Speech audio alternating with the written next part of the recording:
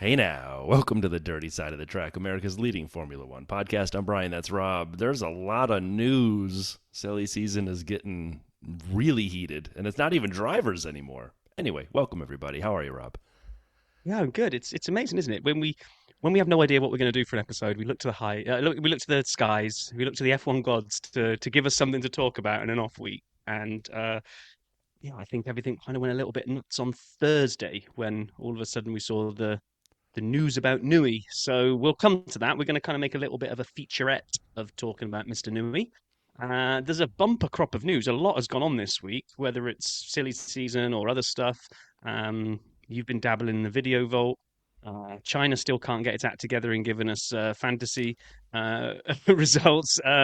We'll then take a look at the whole Adrian Newey thing before rounding out with the Miami preview, being as we'll be back to racing next week. So A race I'll be able to watch live. I am so excited. So excited.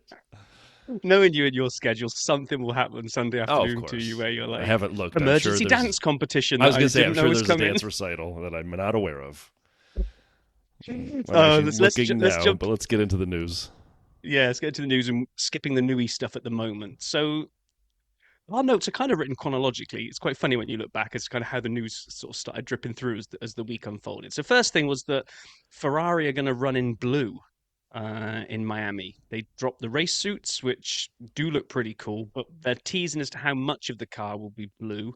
They're saying it's going to be the I should have written this down. It's the two shades of blue that hark back to the good old days. Yeah. Um, and there's a million memes online of Lightning McQueen switching into his Dynaco blue. Um, just genius. But HP has come on board as the new sponsor. They've got a very different blue. I hope this isn't just a big tease and only the race uniforms are really changing and we're really going to get is like a massive blue HP logo on a Ferrari. I mean, they have run blue in the past, not often, but they have. And so I'm kind of curious to see what this looks like as well. I agree. I think the race suits looked fine, but I mean, like this could go. I hate to say this, it could go so wrong because Ferrari has something to maintain, and if it's not part of their colors already, normally to do it, you really got to do it right. And so Yeah. I'm curious to see what happens. Yeah, and then we had Nico Rosberg that we talked about last week. He kind of actually split people. I was looking at the stuff online. Some people loved him as commentary. Other people couldn't stand him on commentary. Um, but then he had an interview. I don't know if this is the same time or not. It sort of came out in the same set of articles that I was reading that Rosberg was revealing an aspect of his time at Mercedes when financial consequences that he and Lewis Hamilton incurred when they crashed got passed on to them. It said that speaking to the Business of Sport podcast revealed that the existence of a clause in the Mercedes contracts drivers that were added there after they took each other out in the 2016 Spanish GP. And he said, because Lewis and I crashed, eventually the team made us pay for the damage. We had to sign a contract immediately that if we crash, no matter whose fault it is, we have to pay for the damage. I remember that I had to pay 360,000 for one crash, and that was very painful. And we made sure not to try not to crash after that again. I love this. I mean, this every team should basically do this after one teammate on teammate incident. Well, That's that's it. One tremendous. strike, and then you have to Yeah, pay for exactly. it. You get one. I mean, it's the cost of a car and the amount to rebuild. One teammate strike doesn't matter who did it, and then you're out. But can we go back to his commentary for a second? Yeah. So we discussed this a tiny bit last week, but where are you if you look at the Nico Rosberg commentary? What would you give him on the grade scale, A to F? Kind of where do you have him?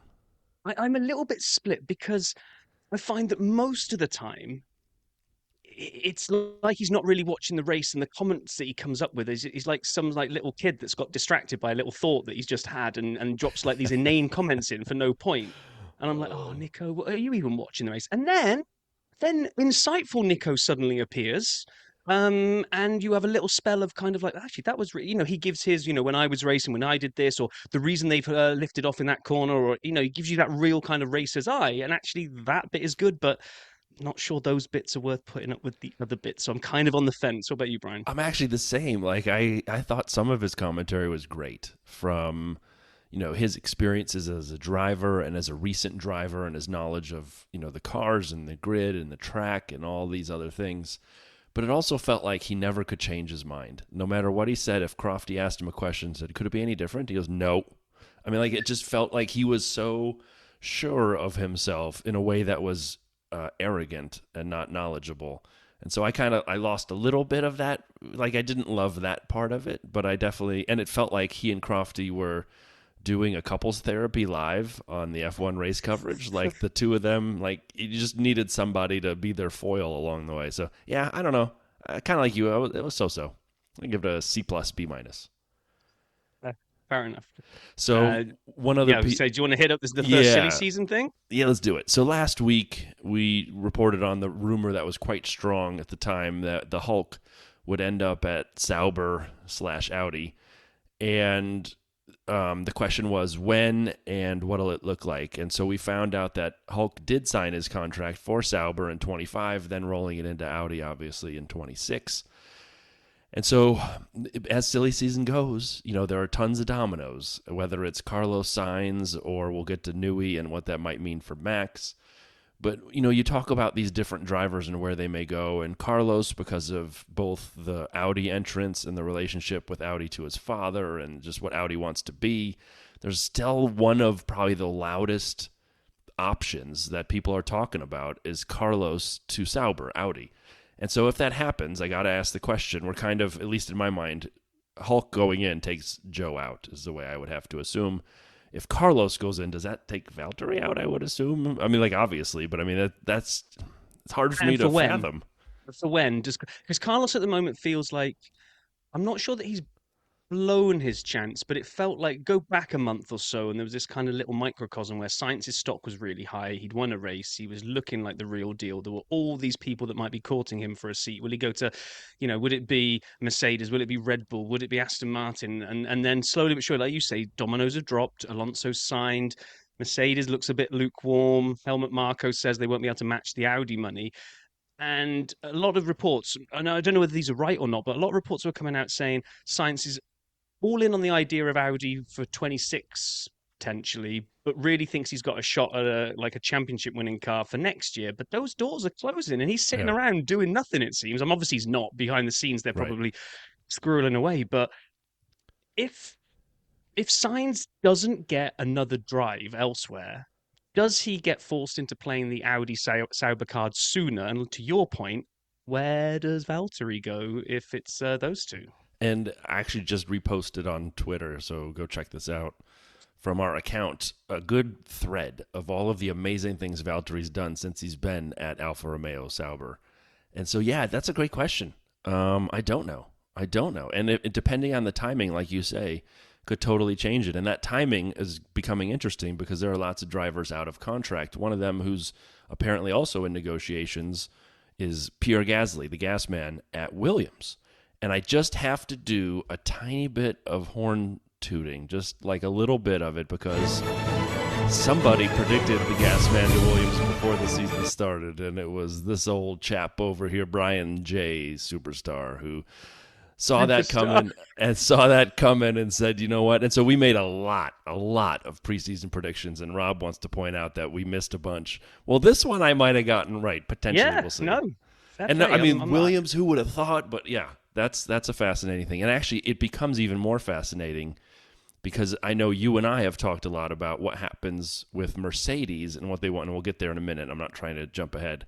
But actually, if you want to cover it now, what happens with Mercedes and Kimi and where they may want to put them, what does that mean for next year? And then, anyway, you jump into this one, and then we can try to figure out. Yeah, if we want to get the murder board to go in with this string, making the connections here, right? Here's my little potential Valtteri clutching at straws item. So Mercedes are set to ask the FIA for special dispensation for Antonelli to drive for F1 this year. He's got enough super license points, but he doesn't turn 18, I think, until August, which means under the Max Verstappen rule, you have to be 18 to get your super license, but there is wriggle room if the FIA decided to. And the idea would be that he would go to Williams for the second half of the season and replace Logan. Now, if you want him to go there for half a season and maybe next season in a Williams to mature and know that he's got a Mercedes seat in 26 in the new regs, perhaps. And we saw that Bottas was spotted at pit lane Paul's house at Brackley around the time that Hamilton was leaving. Mercedes, would you take Bottas back for one season while you're keeping the seat warm for Antonelli, knowing that he can walk into the setup, know all the people in the factory, probably sits right in, maybe under the guise that he's the number two to George because they're going to build the team around him to start with.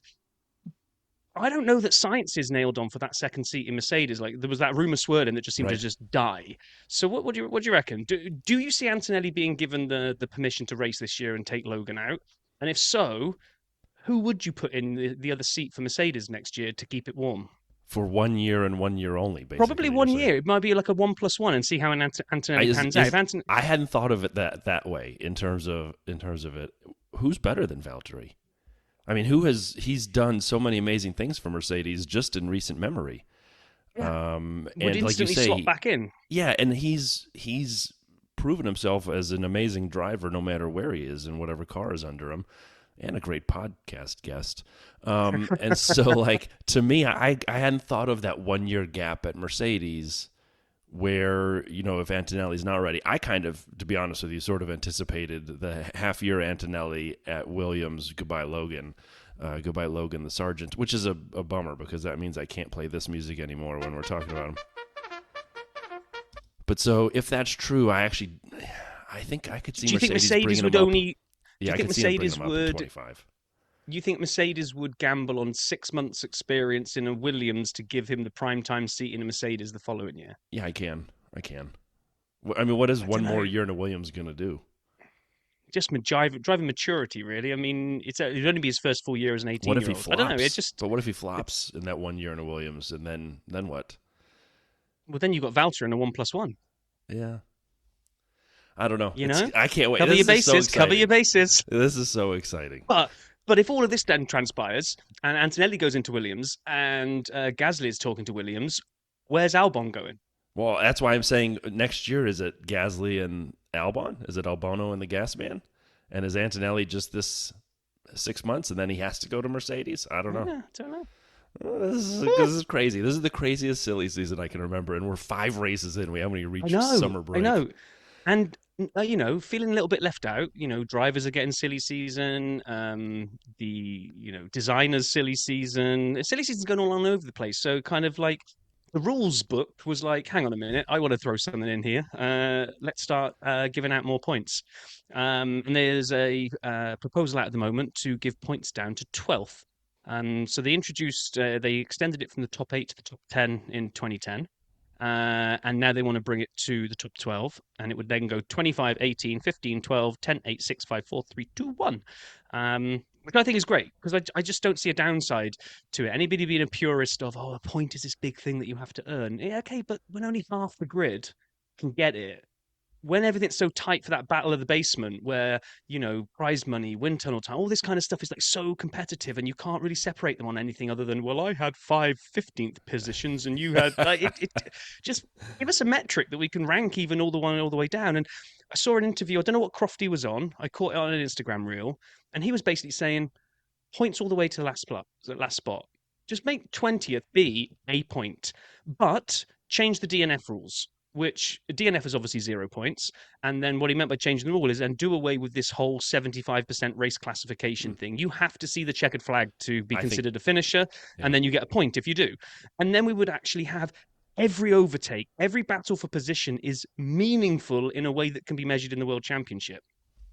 I mean, I'm all in on Crofty's idea. I really am. I love the idea of seeing the checker flag. I 100% agree with that. I don't like this classifying ridiculousness. You finish the race or you don't. When the race is done, if you're driving, you finished. If you're not, you didn't. And so that's the way I agree with that 100%. I don't know if I would go points all the way down just yet. I think it'll be fascinating. I think they should definitely do this. I would go to 12. I'm with you. The points have changed over the years, like I said last week when we referenced this. It was after 09 when it totally changed around. And we've changed the point system, so the history is not the reason to stop doing this. I love the idea that, as cars change, as regs change, as teams become dominant or not, that there are battles that matter, and I would love to see more of them matter during the race. And I could kind of get on board with the full all the way to 20, but I don't know.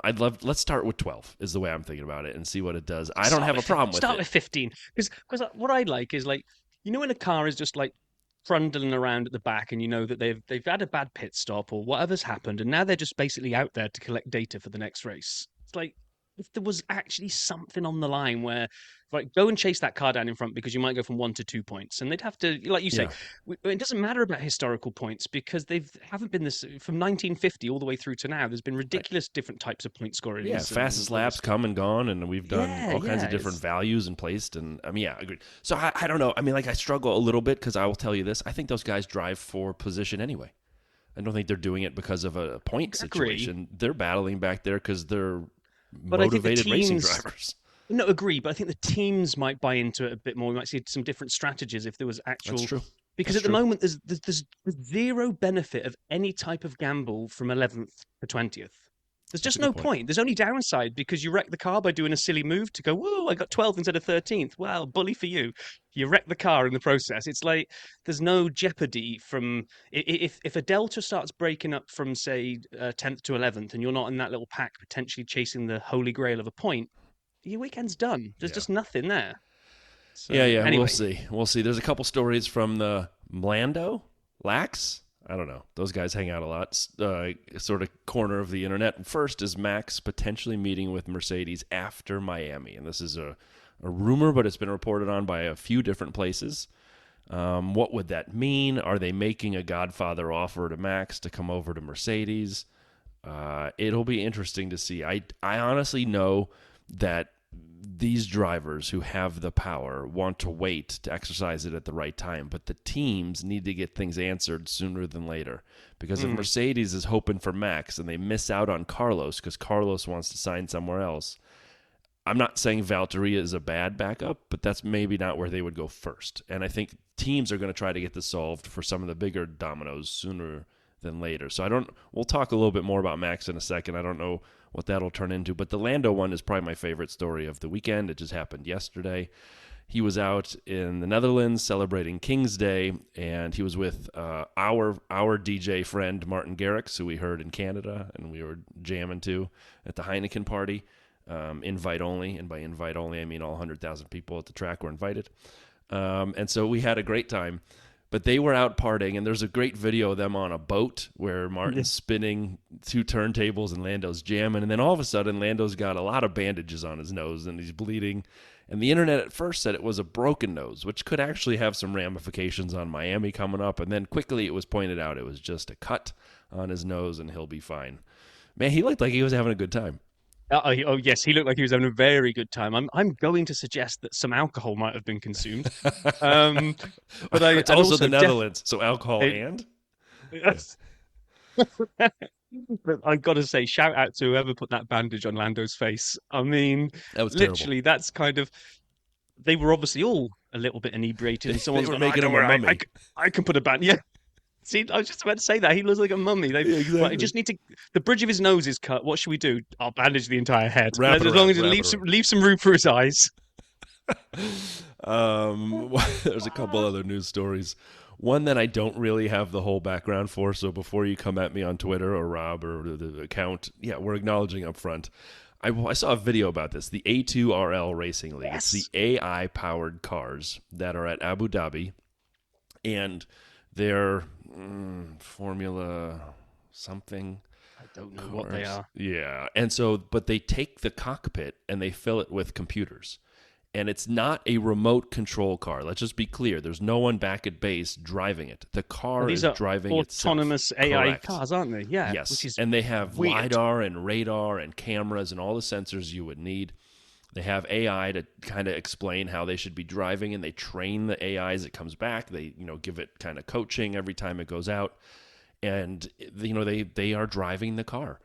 And it's wild. And like the goal of this isn't to create necessarily a racing league of drones, but rather to use technology like this in road cars. And they're Yeah, proving it yeah. at the crucible of motorsport. And I love it. And then Daniel Kvyat, God bless him, the torpedo himself, went out and raced against one of the AI cars to prove that humans are still better. And I think he won. It just happened. I don't know. I mean, this is nuts. Like, what is happening here? Pretty soon, the driver market will just be about signing someone's AI instead of signing a driver. You'll have to load in personalities. You've got to pay more for different types of AI. Right. I'm afraid you can only afford the Latifi AI model. We've got all the Canadians offerings. We've got Lance Stroll, we've got Latifi, but if you want to upgrade, we get you Jack Villeneuve. Yeah, and yeah.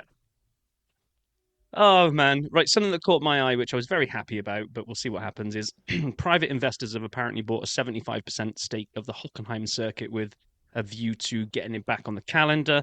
A lot of the tracks have contracts that last through the end of 2025. So the idea is to get it up to race specification, make the facilities, infrastructure, all that kind of stuff ready to rock for 2026. Because I think the FIA have already basically said that they're contemplating for 2026 and beyond track rotations. There will just be too many F1 grade tracks that we can have on a set calendar. So the idea is that probably different continents will have a roster of tracks and we'll have to cycle through them. I kind of don't mind that. I don't mind it. I'd probably be, say, sad the year that Spa missed out because something Right. else from Europe comes in. But if it hasn't gone, if you know that it's on it and it's going to be, I don't know, out of a 5-year period, you might be 4 years on, 1 year off, or whatever it might be. I could kind of get behind that. I just don't like the idea of seeing like proper tracks disappear for good. So, But yeah, yeah, I agree with you. I actually don't. I think there should be a twofold model, and I've said this here before, and we're kind of getting there in the first part. We should do quadrants, so 4 parts to the schedule. 2 of them European, both Western and Eastern, and give me a little bit of Western Asia in there. So include Baku in Eastern Europe, even though it's not. But let me do that, okay? And then have a North American leg, and then have an Australasia leg. And so where you get all of the races loosely and where they're supposed to be, and then you highlight certain tracks as evergreens. So like Japan and Spa and Silverstone, ones that have to be there. And I missed a lot. Interlagos, there's a lot that have to be on no matter what. And then you rotate the rest. You create sort of a rotation through the other tracks. And I'm not knocking, a track like the Red Bull Ring. It's a great track, but maybe that's in the rotation. I don't know. And I'm giving examples here. Like, I would put Miami and Vegas in the rotation, not in the lock category. And you rotate through, and then you can get other tracks on, and you get other fan bases on. You can get that Chicago Grand Prix going and put it running in my backyard. I mean, come on, let's do it. What are we waiting on, Stefano? Let's make it happen.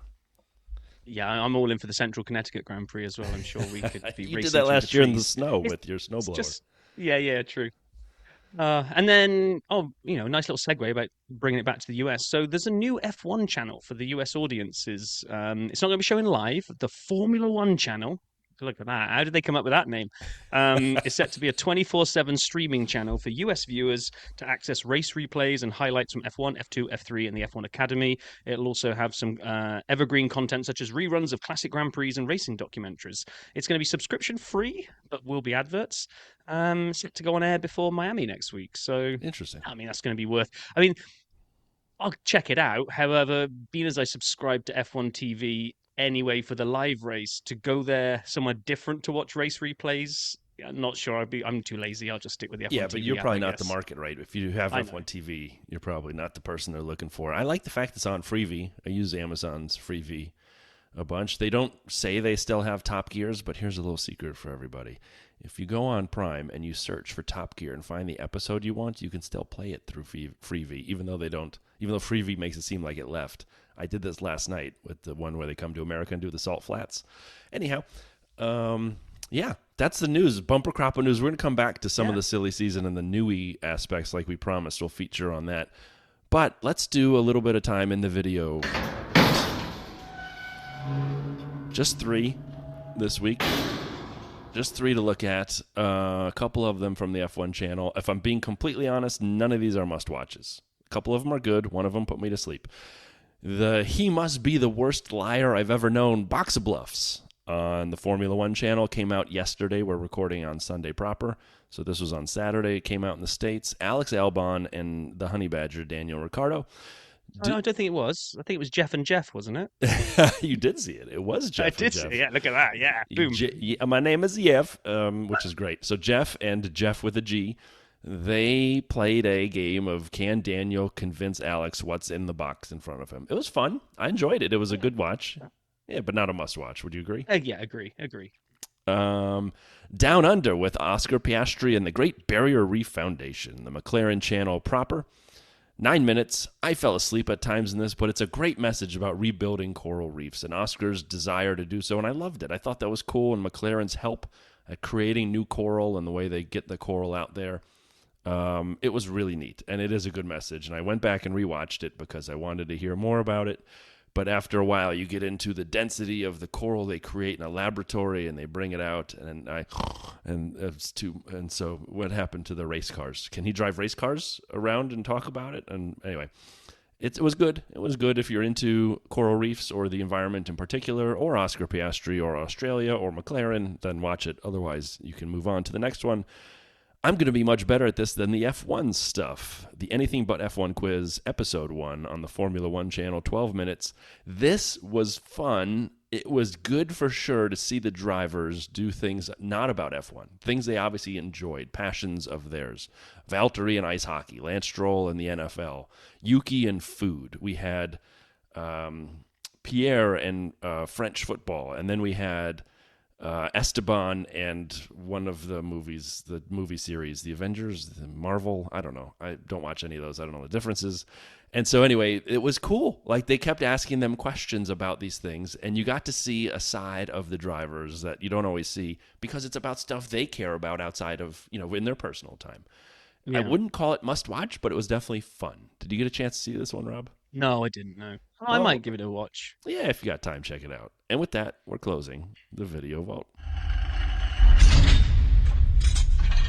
All right, so I don't know what's happening, if I need to, if this is on my end or what, but I've tried to. You have the same problem? I've tried the same thing as well, just because I wanted to see if I could get it to work, then I was going to mock you relentlessly. Then I need to clear my cache or something ridiculous. Yeah, but I've got exactly the same issue. All right, so we can only see 2 of the players in China, so I don't know what's happening there. It seems to have updated the tallies, but we can't see the whole roster for China alone.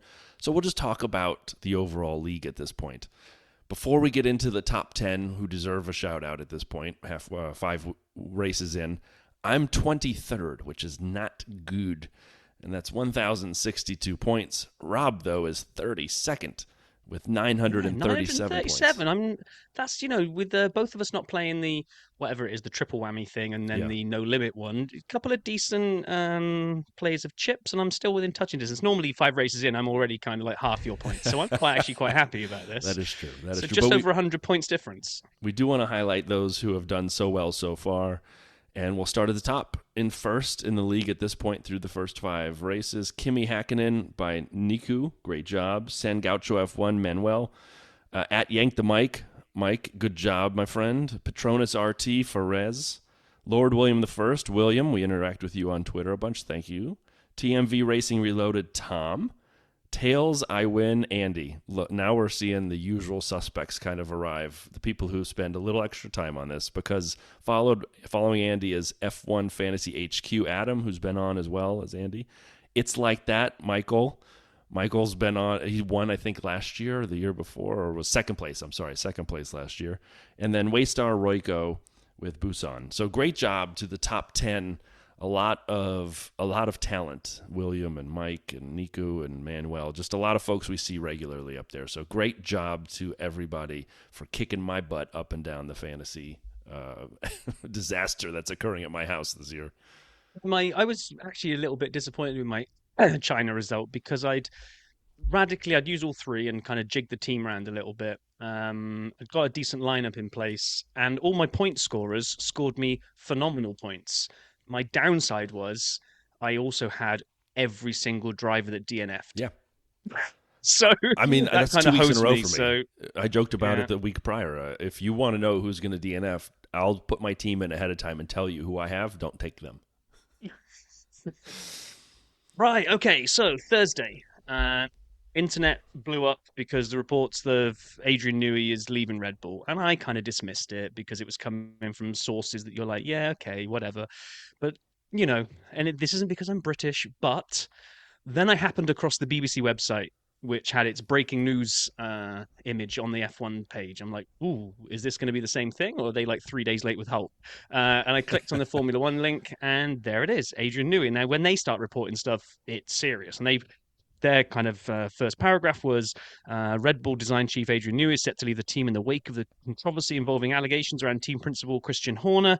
Newey, regarded as the greatest Formula One designer in history, has told Red Bull he wants to move on. 65-year-old has been unsettled by the situation at Red Bull. Yeah, and they couldn't get any comment from Red Bull, Horner, or Newey. So that's all that's really broken because I've been scouring and we haven't seen any follow-on. No one's almost Not acknowledged yet. it yet. So, Yep.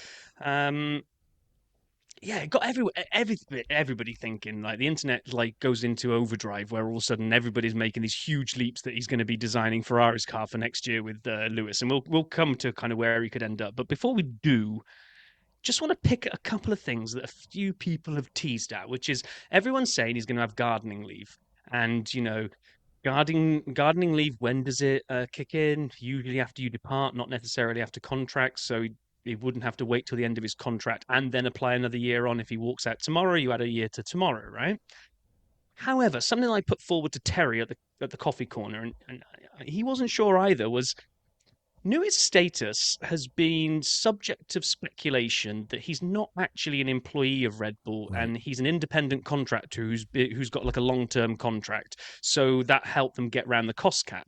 And would it be the biggest irony in the world if something that they did in order to get around a cost cap means that Newey could almost walk away? Because definitely in the UK, at least with employment law, if you're a contractor and you're not an employee, they can't hold you to any type of non-compete because you're not their employee. You're self-employed essentially. Now, I'm sure there'll be some big fancy special contract with special clauses and all this kind of stuff. But if he is independent and he is a contractor, could he? Could he Yeah. just walk and be done? I mean, I don't know. That's a great question. There's another one too. If he feels that the situation at Red Bull in the wake of the Horner allegations and the chaos that it has created is something that we would call here in the States a hostile work environment, or something where he can't function in the way he would like because of this distraction and chaos, can he cite that? And one thing I do want to clarify, it is my understanding that while his contract runs through 25, gardening leave doesn't start then. It starts when he leaves, because a lot of people are saying, oh, he won't be around until the end of 26. No. Like if he leaves now, it seems as though the worst case scenario is he's out for a year from now. But to Rob's point, if he's a contractor and a consultant, how would that work? Because we have seen that approach for the budget cap, something they did to be sly and not include his massive salary, even though he's listed on various filings as an employee or an officer. I should say officer. That's the word I'm looking for, as listed as an officer in various Red Bull filings. So, Yeah. two reasons why maybe we won't even see a full year gardening leave, but it is my understanding it starts now. The clock starts now. So worst case sounds like a year from now. Best case, maybe not as long. And I guess we'll see where he goes. But Rob, you're right. There's a lot of rumors, right? There's a Ferrari rumor, there's an Aston rumor, there's a Mercedes rumor, and my favorite one that took about a few hours to come out was the idea of an Andretti, a move to Andretti. And so let's go through these and kind of get your thoughts and my thoughts of what we want to do. But Ferrari, I mean, come on. When I called you Thursday, I'm driving home from work. And I don't go all the time. It's far away, so it's like a 2.5 hour drive. So I'm in the car and I catch Rob, and we're talking about this a little bit. And Ferrari, both of us, and we've been talking about Newey to Ferrari for a while because, I would like to work with Lewis, and it's Ferrari, and all these different things. I mean, it seems so logical, doesn't it? Yeah, I mean, it really does. It in terms of kind of like if you want to look at the romantic side of things and stars aligning and all this kind of stuff. If it was coming true, then Fred, and it's not all on Fred, but like Fred's stock rises massively. Fred can sit back with feet up on the desk, big cigar in mouth because he's pulled Lewis over the line into a Ferrari, and by the way, he's going to have Newey to design the car for him. I mean, Yeah. it's kind of big And dog now on campus, Fred.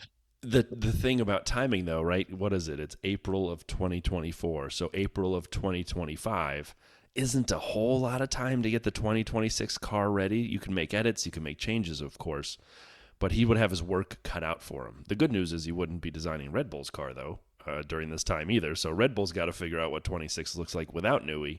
Ferrari can do whatever they can do until Newey gets there. But yeah, man, can you imagine that? Like you said, Fred would be the king. He could walk around Italy, all the people, in the Drive to Survive who were given so much grief, and now they can look at the Frenchman who brought in Lewis to go with Charles.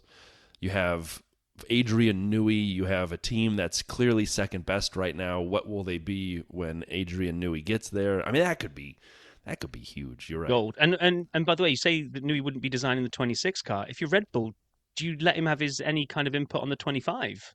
Yeah. No.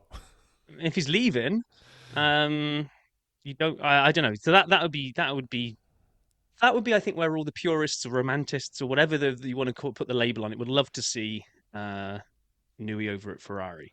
Then we kind of had the one that, and I put a poll out on Threads actually, which was really interesting to me to see how everybody voted on it. Which was okay. Lawrence Stroll goes and gets his big, huge wallet out, stuffed with 100 bills, and tempts Newey to come and design a rocket ship over at Aston Martin. That could be a destination. Lawrence has definitely got the funds to make that happen, right?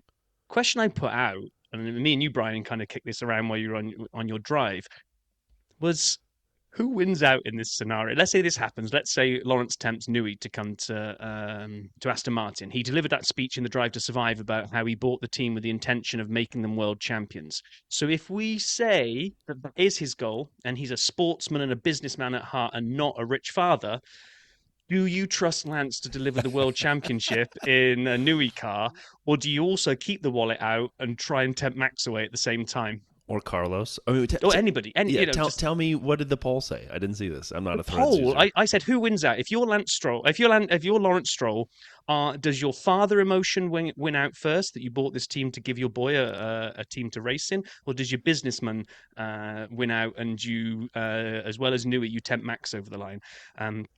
We got dead on like 100 votes, I think it was. And it was 73 say the businessman should win out and bring Max over as well to deliver the world championship.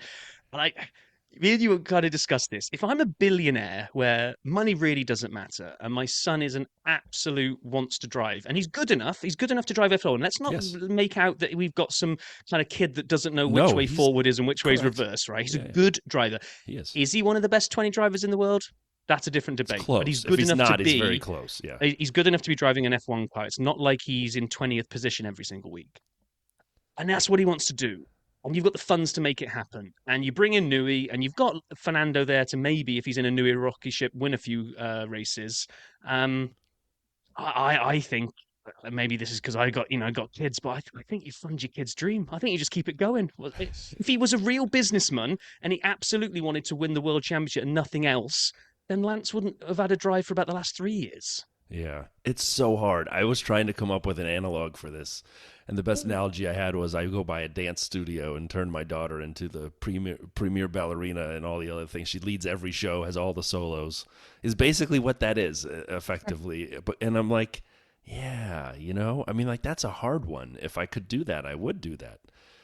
But at the same time, his stated objective is to make Aston Martin the best. He bought Racing Point, turned it into Aston Martin. When he bought a good portion of Aston Martin, tied them together, he's created something which is pretty tremendous. And the way that the team is evolving and their facilities are evolving, and if they were to bring in Newey, I think that creates a conundrum where Lawrence Stroll goes from sort of F1 villain to opportunity to be the world's greatest father.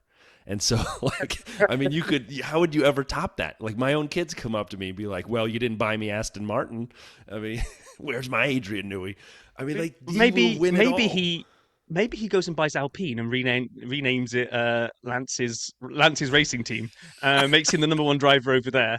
LRT. And, be like a sister agreement like Red Bull and Visa Cash App, whatever they're called. Maybe. And then the other option is obviously Mercedes that we discussed. Is there an opportunity for Toto and the Mercedes team and brand to use the wallet that exists? And if obviously Adrian knows what kind of agreements he signed with Red Bull now, he can just copy and paste those and hand them to someone and delete out his old salary and say, here you go. Use this agreement to make me a consultant. Won't go against the cost cap, if that is what they're doing. And then you could see, Toto really going after Max. I mean, I don't think they would hold back, right? There's we want to hold on to Kimi for the future, and we have George, so no Max. I think they go full on Max. You're great, Kimi. You're our test driver forever, and you can sit in the background and never do anything. unless George or Max get bored. So, like, to me, I think that's a real thing. I believe in my heart that Toto would say, yeah, why would I not build another superpower like I had the last, decade before this? So, you think that's a possibility? I do. I do. I do think this one is a possibility. I think if New is up for grabs, and it'd be interesting. You mentioned it earlier on in our notes, but you didn't actually kind of read it out. Was the Max clause that we've heard Right. about? That if Helmet goes, then Max is free. Is he tethered in the same way? Has he got any kind of clause for Newey as well? Who knows? But yeah, it'd be really interesting. Now, the last one is a bit of a silly one, but I'm going to read way too much into. Andretti want to join F1, and they put a statement out there saying when they do, it will be to compete, not to spectate. So, you're Andretti with all that money behind you, and you want to come in and be competitive right from the get go as you enter F1. What else better than to scoop up Newey and say, "Here you go, brand new team, blank canvas." Fill your boots with your pencil. Do you know this is a real story? Do you know that in 1987 Mario Andretti was driving at Newman Haas, and do you know who his race engineer was? Oh, I Adrian don't Newey. know. It was Adrian Newey. So, Ooh. I mean, it's not crazy. I mean, Andretti has already shown that they want to have a throughput of talented young drivers, a roster of drivers. They've built a team that's larger than Haas's already. They're not even there yet. If they brought in Newey, is that enough value? And I'm doing air quotes for the FIA and Formula One to realize they have their heads way all up in their backsides, that they need to let this team in already, and that they were making a mistake. Is this them saying, hey, not only are we going to show up in 28, we're going to show up in 28 and take all your titles too. And so, like, I could totally see this. And like I said before, Andretti has money behind them. I've explained the groups and we've talked about it. It is not a little bit of money. They have money. If they wanted to get Newey, it's not a challenge. And if they can get around the cost cap like we hear Red Bull has, they'll do it. And they'll throw money at him. I don't think this is as crazy as it sounds. It's crazy, but it's not as crazy as it sounds. And then, of course, the last one on here that I didn't add here, the last one, the most boring one and the most disappointing of all of them, is that Newey goes and Just retires. goes on a yacht and sails off into the distance and leaves F1 behind him, and we don't see a Newey designed car ever again. But that one makes me sad to think about. But he deserve it. He's been such a kind of veteran of the sport that I think he's 65, isn't he? So I mean, I how actually many more don't think that's pencils that does he bad have? because maybe now we see if he really was. And again, you can't put it all on Adrian, but yo, Adrian, we could find out what Red Bull does without him because they're supposed to have talented people around him.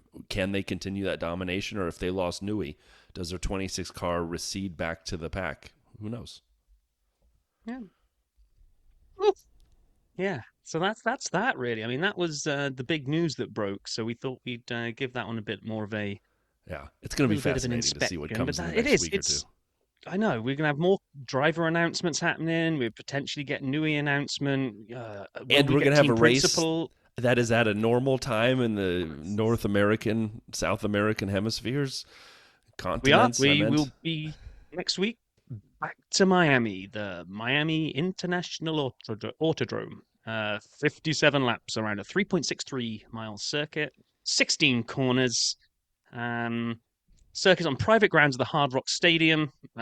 Permanent roadways. Sorry, the permanent asphalt stays in place. They don't use any public roads, so it's kind of half permanent, half not. All the kind of logistics, fences, all that kind of that stuff gets torn down, but the track stays. And yeah, they'll be reassembling it right now, getting it ready for next week. And kind of saying every year they disassemble it and pull it back together again makes it sound like it's been around forever. Obviously, it's actually only been around for 2 races. 2022 it opened. Um, yeah, last year we had Sergio, we had Checo on pole, and he actually defended it into the first corner. And I thought this could be Checo's day because Max, if you remember, was all the way back in ninth because there'd been a red flag for Charles Leclerc. I think I grabbed that note right, but there was a red flag at a bad time that meant Verstappen didn't get out and set a time in Q3. Okay. So he ended up back in ninth, and we actually saw a little bit of a Max masterclass as he picked his way through, all the way through, and came and took Checo right near the end.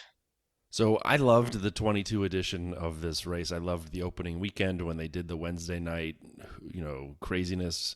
They had a little party. I thought the race was so, and then Max won 22 as well, right? Yeah, in kind of previous winners, previous stats is literally Max and Red Bull. That's it. Yeah.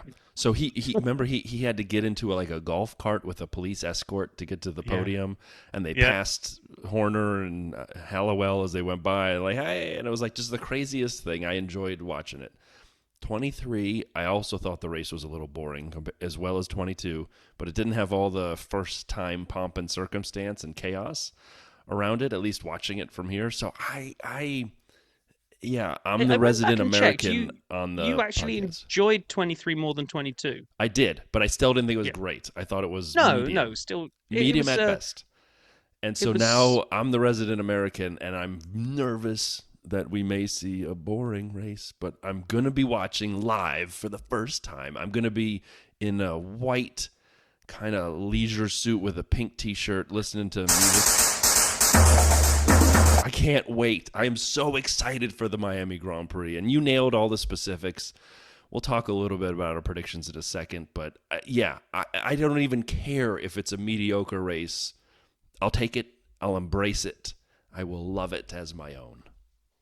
Yeah, and it's difficult to kind of read any pattern into it. Now, we can't come on here and kind of go, oh, yeah, for the last 20 years it's had safety cars or it's had this, that, and the other. It really hasn't had anything to really show any kind of pattern other than that Red Bull are fast around here. Well, and one thing I will say, it does have a very, very, very long back straight. We did this. Is it the longest straight in F1? If not, it's damn close.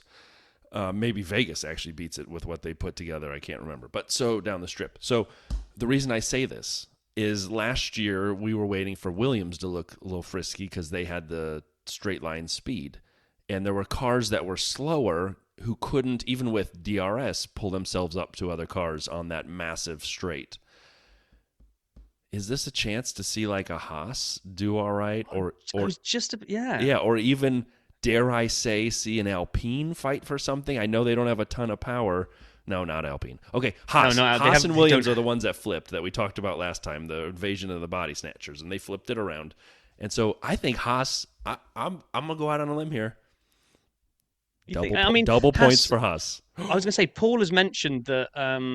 You don't want to get stuck in behind a Haas because they got such good straight line speed that even with DRS you can't get near them. Then this should, in theory, kind of double points is really dumb. I'll say 1 point for one. Double points isn't dumb.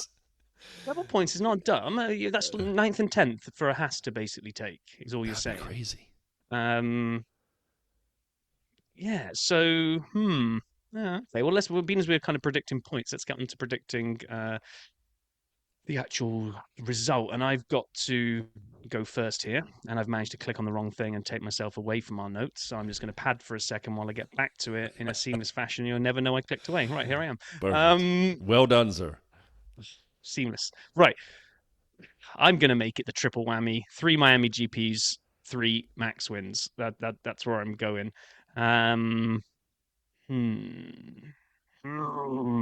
Right.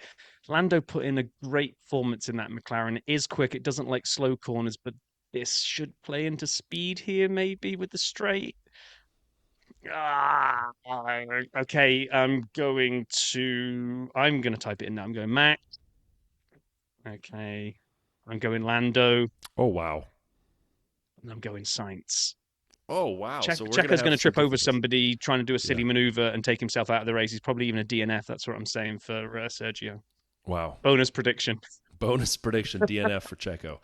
All right. So I have been down on Checo on my predictions, even though he's had an all right year. I got Max first because I'm silly, but I'm not that silly. I have Checo second. Because I think the Red Bull, the RB20, is going to prove too much on that big, long back straight. And even for Checo, who occasionally has trouble getting through traffic, I could see him easily motoring past people on that, where he's got the job done before even the breaking points. So I got Max, I got Checo, and then I have Charles. I have my man, Chuck Leclerc, which requires me to play it because I realized that was American Willie T. Ribbs who said that. Chuck Leclerc. And so if I got Chuck because I think the Ferrari is fast enough in a straight line. I think I'm curious to see the McLaren's top line speed has often been a little bit of a question this year. It's not bad, but it ain't quite what some of the other teams are. So I'm curious if that back straight proves tough for Lando and Oscar to overcome, or if with DRS it negates that challenge and they do fine. I guess we'll find out. But yeah, it's going to be fun. We both have a Ferrari on there. We both have Max winning. I just have Checo second, and you have Lando second. And we have different Ferrari drivers in third. But well summed up. I mean, they're pretty much identical, right? Yeah, well summed up, right? Love the way that you just kept going on that train of thought. I had to finish it out, and all of a sudden I'm like, not as close as I thought. Oh man, yeah. I'm really looking forward to this. I may, given it's an afternoon race, may try and get along to the Petrolhead Cafe to watch it. I think because the other bar that we go to, the Iron Horse, mid-afternoon race is going to compete with too many other things. I can't guarantee getting TV with volume on. So whereas at a motorsport-themed bar, then what else are they going to be showing at that time other than F1? So I can't wait to see something. To your point, as much as I've called you out for being a baby and not getting up at 2 a.m. to watch races, oh my gosh, I'm with you. I'm so ready to not have to get a stupid o'clock to try and watch a race. So, and I'm not saying I'll take an 8 a.m. like usual, the normal 8 a.m. Central Time start for races. I'll take that in a heartbeat. I have no problem with that. I can't do any more 2 a.m.s. I can't have to figure out in my brain anymore. That implies you've done any. Well, no, but I mean, like even figuring out when quali is in my, what day is it? If it's a sprint, is it a Thursday? Because we're doing it. When do I have to get a team in? I'm at work. I don't have time. Like I can't figure that junk out anymore. Now, oh, thank God. Thank you, F1. Thank you, everyone. I would say the F1 app is a lifesaver because I'm the same as you. Quickly click on, when the heck am I supposed to be locking my team selection out? And it's like, it gives you the countdown. 9 hours until lock. Okay, great. Perfect. Exactly. But, yeah, cool. Anything else for you, Rob, this week? No, I'm done. All right. Well, we can't wait to watch the Miami Grand Prix. It's a sprint. We didn't say that again. We missed it again. But it is a sprint, 2 in a row. So sprint weekend coming up. Enjoy it, everybody. Have a wonderful week. We hope you all are safe and well and have a great time. We can't wait talking to you in 1 week's time after the Miami Grand Prix. Be well, everyone.